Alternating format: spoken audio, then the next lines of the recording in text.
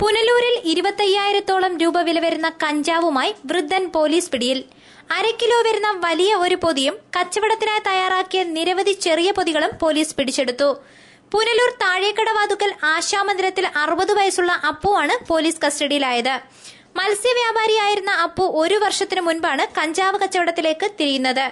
മത്സ്യവ്യാപാര സമയത്ത് പുനലൂർ പട്ടണം കേന്ദ്രീകരിച്ച് രൂപപ്പെടുത്തിയെടുത്ത ചില ബന്ധങ്ങൾ വഴിയാണ് കച്ചവടം വിപുലീകരിച്ചത്.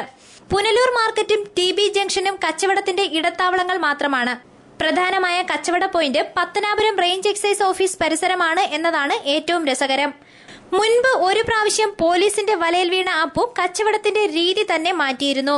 കഞ്ചാവ് ചെറിയ പൊതികളിലായി തയ്യാറാക്കി പ്ലാസ്റ്റിക് കവറിൽ നിക്ഷേപിച്ച ശേഷം മാലിന്യ കൂമ്പാരത്തിലേക്ക് അലക്ഷ്യമായി വലിച്ചെറിയും.